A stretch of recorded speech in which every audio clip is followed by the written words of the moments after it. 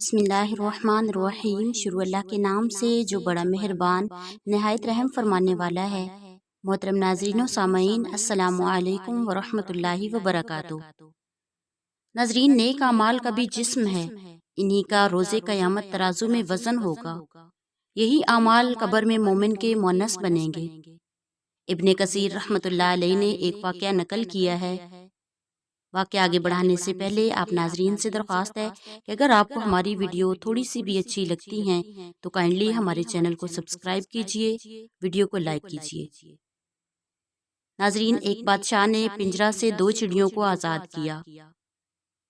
ایک ان میں سے اڑ گئی، دوسری بیٹھی رہی۔ بادشاہ حیران ہوا کہ یہ کیوں بیٹھی ہے، یہ آزاد کیوں نہیں ہونا چاہتی؟ مگر تھوڑی دیر بعد دیکھا کہ جانے والی چڑیا اپنی چونچ میں ایک تنکا لیے ہوئے واپس آئی ہے۔ دوسری چڑیا کی آنکھوں پر پھیر ڈالا اور اس طرح وہ بھی پہلی کے ساتھ اڑ گئی۔ اب بادشاہ سمجھا کہ دوسری چڑیا اندھی تھی، اس تنکے سے علاج ہوا اور بینائی واپس آ گئی۔ چنانچہ بادشاہ نے بھی وہ تنکا اٹھا کر اپنی آنکھوں پر پھیر لیا۔ اب جب وہ باہر نکلا تو اس نے دیکھا کہ ایک جنازہ لیے ہوئے لوگ قبرستان جا رہے ہیں اور میت کے سامنے دو انسان ہیں جو جھومتے اچھلتے خوشی سے خراما خراما آگے آگے جا رہے ہیں۔ بادشاہ نے تعجب کرتے ہوئے لوگوں سے کہا، یہ کیا بےہودگی ہے، یہ کیا بے وقوفی ہے؟ تم ایسے غم کے موقع پر افسوس کی بجائے اپنی میت کو اس حالت میں لے کے جا رہے ہو۔ لوگوں نے اس حالت سے انکار کیا۔ پھر جب میت کو دفنانے لگے تو میت کے سامنے خوشی کا اظہار کرنے والے دونوں آدمی میت کے ساتھ قبر میں اتر گئے اور لوگ ان پر مٹی برابر کرنے لگ گئے۔ بادشاہ نے پھر تعجب سے پوچھا، تم میت کے ساتھ دو زندہ آدمیوں کو بھی دفن کرنے جا رہے ہو؟ تو لوگوں نے اسے بھی انکار کیا۔ بادشاہ کو بہت تعجب ہوا۔ پھر ایک عالم دین سے دریافت کیا تو اس نے بتایا کہ میت کے آگے خوشی کا اظہار کرنے والے اور قبر میں داخل ہونے والے میت کے نیک اعمال تھے جن کو اللہ تعالیٰ نے وجود بخشا ہے۔ یہ قبر کی تنہائی میں میت کے مونس بنے رہیں گے۔ انہی اعمال سے خدا ملتا ہے۔ انہی اعمال کو اللہ تعالیٰ نے ایک جسم عطا کیا ہے۔ اگر عمل اچھے ہوں تو جسم کی شکل اچھی، اور اگر اعمال برے ہوں تو جسم بھی بد شکل۔ اگر انسان اچھے جسم کو ظاہری جسم اور اعمال کو باطنی جسم کہہ لے تو کچھ مضائقہ نہیں۔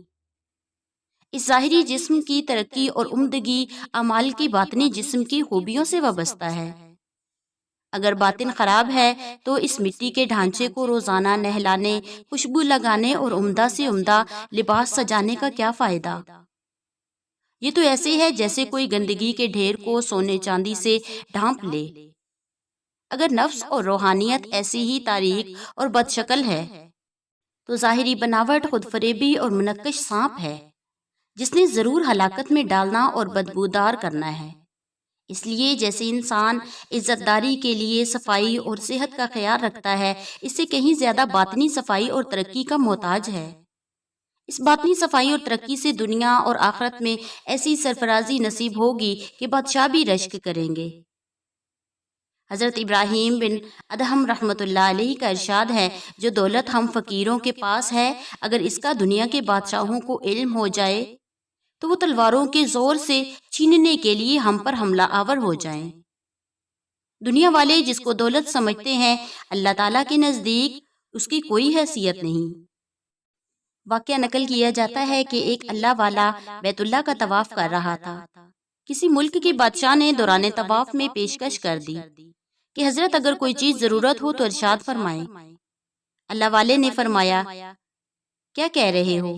دوران طواف بیت اللہ کے پاس میں خدا کو چھوڑ کر اپنی ضرورت تمہارے سامنے رکھوں؟ حضرت جب مسجد حرام سے باہر گئے تو بادشاہ پھر آ پہنچا۔ حضرت کوئی چیز ضرورت ہو تو ارشاد فرمائیں۔ آپ نے فرمایا، کون سی ضرورت؟ دنیا کی یا آخرت کی؟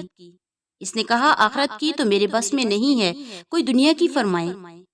تو آپ نے فرمایا کہ دنیا تو میں نے دنیا بنانے والے سے نہیں مانگی، آپ سے کیا مانگوں گا؟ اللہ اکبر۔ اللہ تبارک و تعالی سورہ آل عمران آیت نمبر 18 میں ارشاد فرماتے ہیں، شہید اللہ انہ لا الہ الا ہوا والملائکۃ واولو العلم۔ گواہی دی ہے اللہ نے اس کی کہ سوائے اس ذات کے کوئی معبود ہونے کے لائق نہیں، اور فرشتوں نے بھی اور اہل علم نے بھی۔ اس آیت مبارکہ میں گواہی کی ابتدا اللہ رب العزت نے اپنی ذات پاک سے فرمائی، دوسرے درجہ میں فرشتوں اور تیسرے درجہ میں حضرات اہل علم کو ذکر فرمایا۔ مخاطب کے لیے اہل علم کی فضیلت اور مرتبہ کو سمجھنے کے لیے یہ آیت پاک ہی کافی ہے۔ سورہ عنکبوت آیت نمبر 39 میں ارشاد فرمایا، بلکہ یہ کتاب باوجود واحد ہونے کے چونکہ ہر حصہ اس کا ایک معجزہ ہے اور قصص کثیر ہیں، اس لیے یہ تنہا گویا خود بہت سی واضح دلیلیں ہیں ان لوگوں کے سینوں میں جن کو علم عطا ہوا۔ اللہ رب العزت مزید ارشاد فرماتے ہیں سورہ مجادلہ آیت نمبر 11، اللہ تعالیٰ تم میں ایمان والوں کے اور ان لوگوں کے جن کو علم عطا ہوا ہے، یعنی علماء درجے بلند کر دے گا۔ اللہ رب العزت مزید سورہ زمر میں ارشاد فرماتے ہیں، آپ کہیے کیا علم والے اور جہالت والے برابر ہوتے ہیں؟ وہی لوگ نصیحت پکڑنے والے اور اہل عقل ہیں۔ حضرت معاویہ رضی اللہ تعالیٰ عنہ سے روایت ہے، نبی کریم صلی اللہ علیہ وآلہ وسلم نے ارشاد فرمایا، اللہ تعالیٰ جس کے ساتھ خیر خواہی کا ارادہ کرتے ہیں اس کو دین کی سمجھ عطا کر دیتے ہیں۔ میں علم و خیرات کو تقسیم کرنے والا ہوں اور اللہ تعالیٰ عطا کرنے والے ہیں۔ اس امت کا معاملہ دین کے سمجھدار علماء کی وجہ سے درست رہے گا یہاں تک کہ قیامت قائم ہو جائے گی اور حتیٰ کہ اللہ تعالیٰ کا حکم آ پہنچے گا۔ اور طبرانی شریف میں ایک حدیث نقل کی گئی ہے، فرمایا گیا اے لوگو، علم سیکھنے سے آتا ہے اور سمجھنے سے آتی ہے۔